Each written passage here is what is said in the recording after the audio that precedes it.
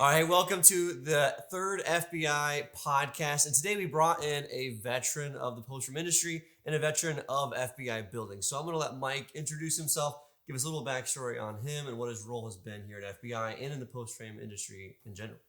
Yeah, right on. Hey, everybody. My name's Mike Sheetz. I've been with FBI buildings for about 30 years, a little bit more than 30 years now. I've been in primarily a sales role as a sales consultant, and I've done some sales management with a lot of our team members. So thank you for having me today. Awesome. And so I've got to stop. So 30 years with a company or even in an industry is, especially today, is unheard of. So as you look back on your career, what are some things that really have stood out to you in your 30 years in the post frame industry about whether it's post frame buildings themselves or the company you've worked with or just the post frame industry as a whole? Well, the first thing that comes to mind is the diversity of customers that I've had over the 30 years, sure. right? Which really ties into post frame because there's so many. The product itself is so versatile. So I remember early in my career showing up at people's homes and walking their sites and sitting over a table, having coffee and talking through what their dreams are, right? Mm-hmm. And then later on, as I continued to grow with the organization and was more experienced, I spent a lot of time in the commercial side of it and just learning that from a lot of great customers, just a lot of stuff that you can do with a building. And I remember people talking about return on investment and people aren't buying a building. They were buying something else. If it's a homeowner, it was a dream. If it was a business person, and maybe was a way of retirement. Mm-hmm. And those type of things, those stories, friendships that you made over the 30 years really stick out. And also just the longevity of the company itself. Mm-hmm. I've been here 30 years. The company's been around since 58. Mm-hmm. And there's a lot of special things that happen here that's going to keep somebody here. So on that behalf, I've been grateful for FBI and grateful for the customers. Customers have been, there's always, you can say there's always sometimes that where we may not perform the way we wanted to serve that customer, but it's how we rebounded. Mm-hmm. And I think as an organization, we've done a great job, and I've learned a lot, right, from that. Yeah. But that's really sticks out really the most. For sure. The customer base, because so many friendships.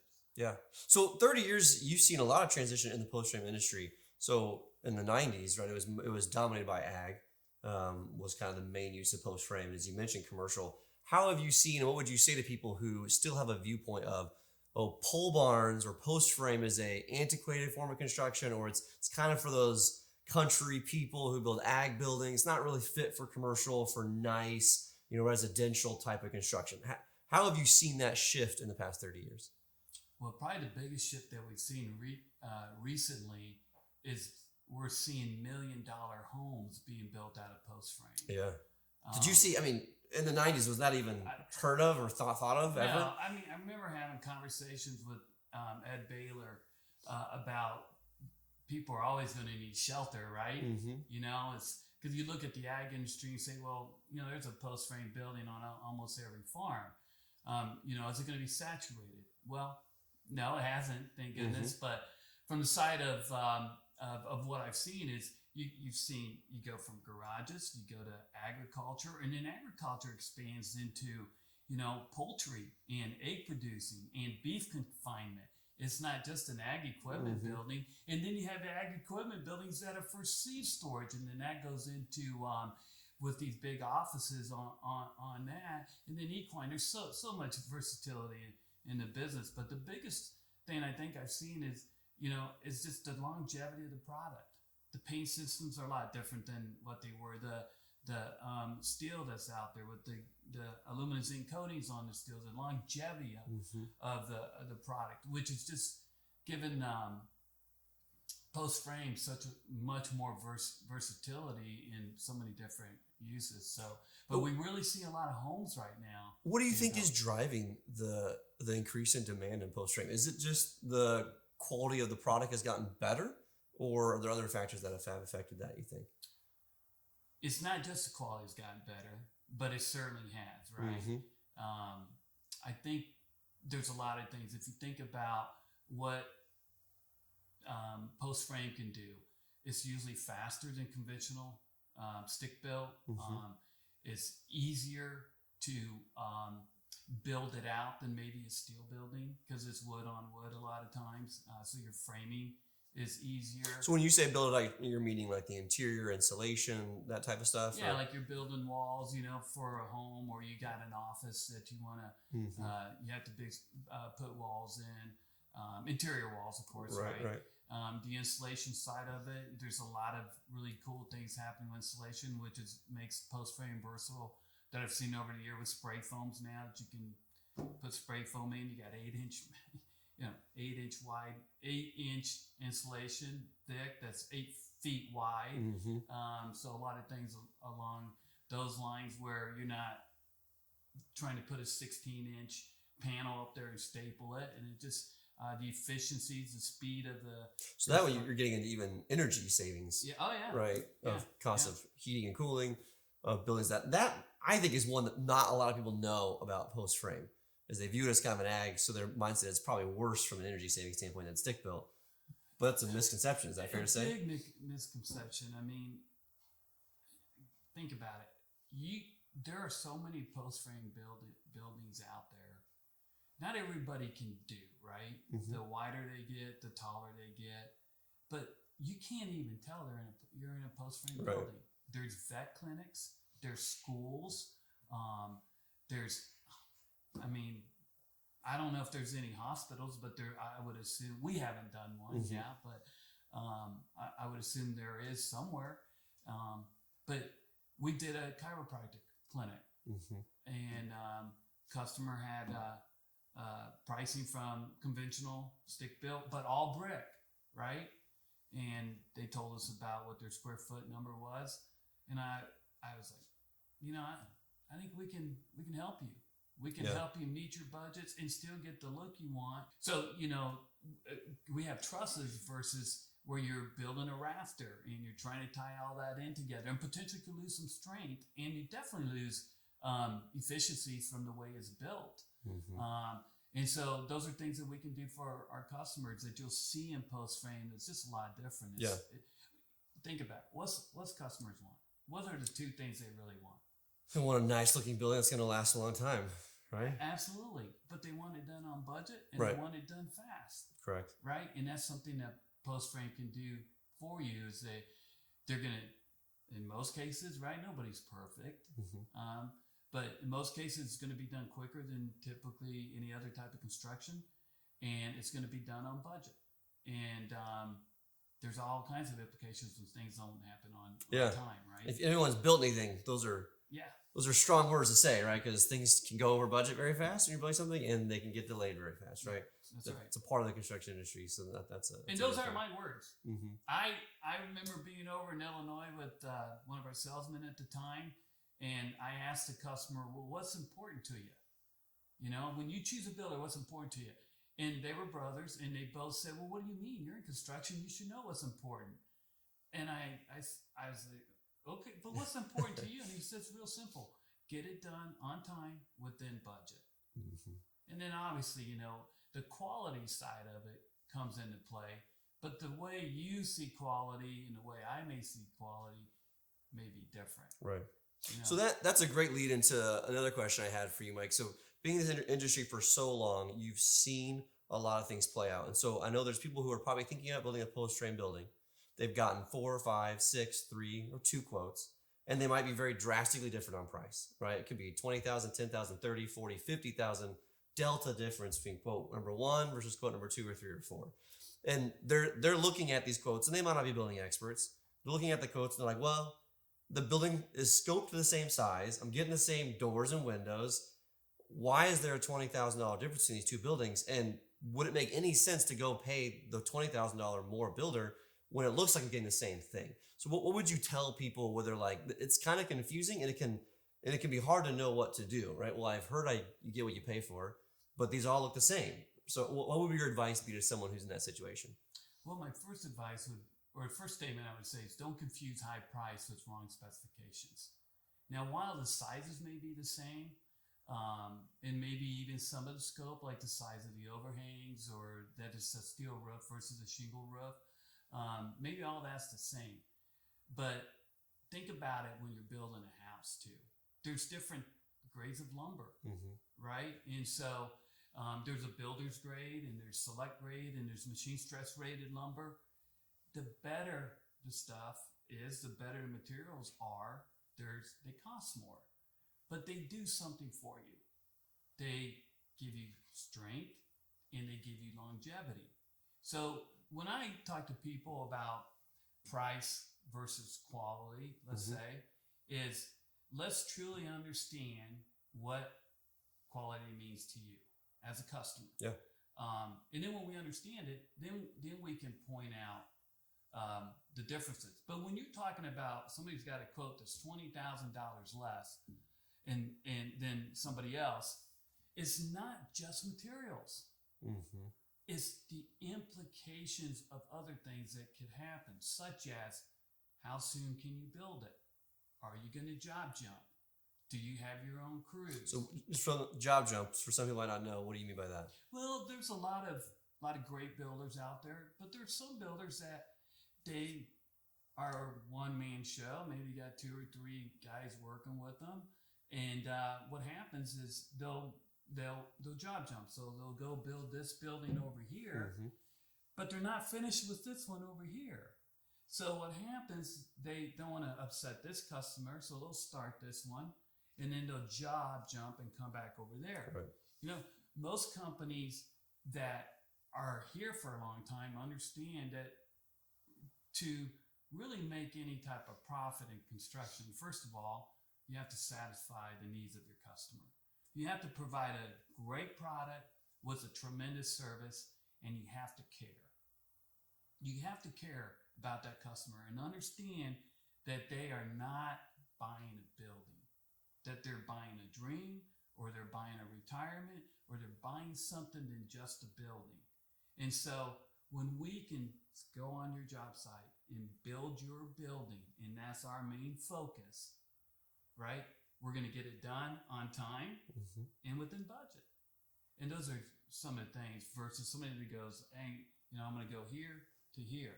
And a company that's been around as long as us, and there's other great companies out there that have the financial ability to stay on a job. And you know that your dollars, you as a customer, aren't just paying me to finish up paying for the materials on this job, right? It's not. We're financially stable, right? And there's a lot of good companies out there. But that would be, if you ask me, a little bit about what advice I'd give people is make sure you research the organization. One of the biggest changes in buying patterns today is your information is at the tip of your fingers. Right. And so you can research that and truly have a good understanding of what you're buying prior to even meeting with anybody. Yeah, that's for sure. A couple of things I've heard too in regards to like the price versus quality standpoint, right? When you're typically your higher quality products or quotes you're going to get are going to looking at, they've got R&R crews. If something happens building down the road, it's weather or impacts, they can come and fix it, right? They've got more crews, so they're not out building new buildings, and they might say they're going to come, they never come. You got builder's risk insurance during the build. Like, there's a lot of other things too. Removal. Yeah, trash removal that comes into play. So I know something I've heard you talk about a lot is you like to sit down with people and walk line by line and break down the contracts or the quotes that people get and really help them understand what's the difference. And that's not a gotcha type game where you're making stuff up. It's really breaking down of what's each coach giving you and making sure people understand the difference in those quotes. Is that fair to say? Exactly. I mean, like I said earlier, you don't want to confuse high price with wrong specifications. And the consumer does not want to overpay either. Yeah. Right? I mean, I don't want to overpay anything I buy. I don't want to overpay. For but sure. You do want to get the best quality for the dollar. Yep. Right? So there's just, like I said earlier, there's so many different materials. You got builder grade lumber, you got machine stress rated lumber. Well, machine stress rated lumber to the builder costs more. So unfortunately, it's going to cost more. But what does it do for you, Mr. Customer? Well, does a lot of things. one, it's going to provide you peace of mind because you know that the building is being built stronger than just builder grade lumber. What about somebody who cares a lot about longevity, right? They want that building to look good.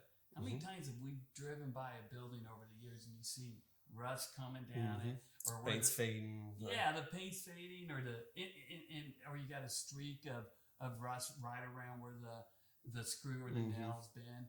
You know, nobody wants that. We didn't pay for that. But in actuality, think about the old adage, right? The old saying, you pay what you get for. You know, there's some truth to that. And so, you know, when you're trying to decipher what's better, is nobody wants to do things twice, right? Yeah, for sure. So sometimes to pay a little bit more up front, it's going to save you money on the end. Or headaches down the road, right? And what price do you put on that? Yeah, that's tough. Right? You can't put a price on that. That experience. And let's just be honest. There's times we make mistakes. Everybody's going to make a mistake. And as I said earlier, it really comes back to how do you respond to that? Right. How do you respond to it? How do you listen to what the customer's saying in order to get down to the truth of what the problem is in order to solve it? So that when you leave there, your customer is still a raving fan. Even though you stubbed your toe, you know, our ultimate goal is to make sure you get a great experience. Yeah. I'd be lying if I said we have some customers who haven't had a great experience, right? We're not perfect, but I tell you right now, I can look anybody in the eye and say we're going to do our best to get there. Right. That's great. So one thing to close up on is, as I said, you talked about a lot of different things. You've seen a lot of different things in your 30 years. So if I were to take it all back and say, what's one piece of advice that you would give to someone who's looking at putting up a pole barn in the future, the next year, 2 or 3? What's one advice that Mike Sheetz would say, make sure you do this or make sure you know this? I don't know if I can just give one. Can I get... I'll give you a couple if you need a couple. I think the one thing I would make sure if I was, doesn't even have to do with the building per se, is pick a piece of ground that's going to work for what you're going to use it for, which means you got good drainage.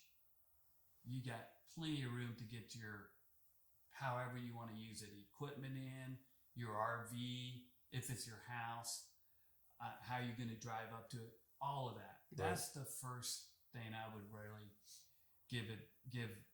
try to give a lot of advice on. So kind of like create a master plan of how you want the flow around your building to work, and just how it's going to, your excavation costs, all that stuff. Yeah, especially the site, because again, if you think about implications, if you build that site wrong, you could have a roof on your building and it's still going to quote unquote leak. It's not really leaking, but you get sweat and condensation. Yeah, for sure.